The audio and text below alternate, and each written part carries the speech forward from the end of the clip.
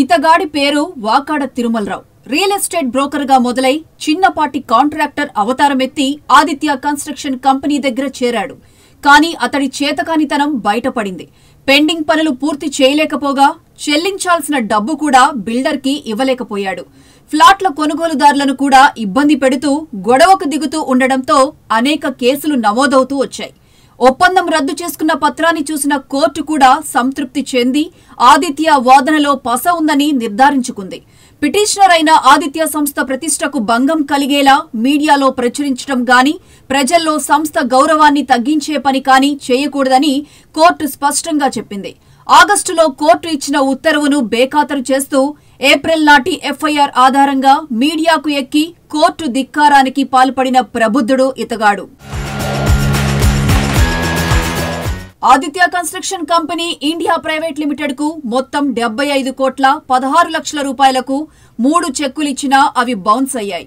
ఆ విధంగా తన మోసాన్ని మళ్లీ రుజువు చేసుకున్నాడు. ఫిబ్రవరి 28తో 5,08,00,000కు ఒక చెక్కు, మార్చ్ 30 తేదీతో 5,08,00,000కు ఇంకో చెక్కు, ఏప్రిల్ 30 తేదీతో 65 కోట్ల రూపాయలకు మరో చెక్కు, ఇలా నెల రోజుల తేడాతో తేదీలు వేసి 3 చెక్కులు ఇచ్చాడు.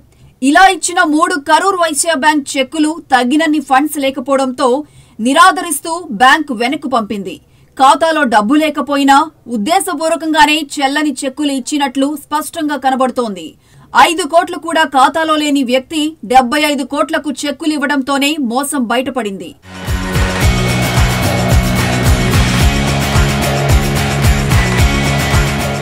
ఈ చెక్ బౌన్స్ కేసులు కోర్టులో విచారణకు వస్తున్న సమయంలో మరో కొత్త నాటకానికి తెరలేపాడు ఈ తిరుమలరావు.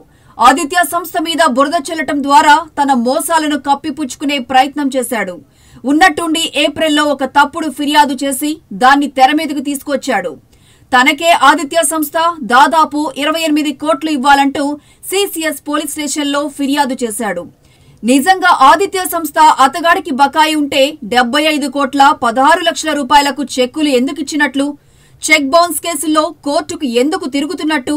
చెక్కులిచ్చిన వాడే ఇప్పుడు తనకే బకాయి అంటూ అడ్డగోలు ఫిర్యాదు చేయడంలోనే అతడి మోసపు బుద్ధి బయటపడుతోంది. ఇలా ఉండగా ఈ ఆగస్టు 13న సిటీ సివిల్ కోర్టు 11వ అదనపు చీఫ్ జడ్జ్ ఇచ్చిన ఆదేశాల ప్రకారం వాకాడ తిరుమలరావు అనే ఈ వ్యక్తి ఆదిత్య సంస్థకు, దాని ప్రతిష్టకు, వ్యాపారానికి భంగం కలిగించేలా ఎలాంటి ప్రచారము చేయకూడదు.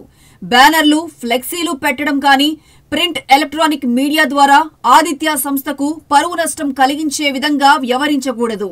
అయితే ఆ విషయంలోనూ కోర్టు ధిక్కారానికి పాల్పడుతూ మీడియాకెక్కి ఆదిత్య సంస్థ మీద, సంస్థ యాజమాన్యం మీద బురద చల్లే కుట్ర పన్నాడు ఈ తిరుమలరావు.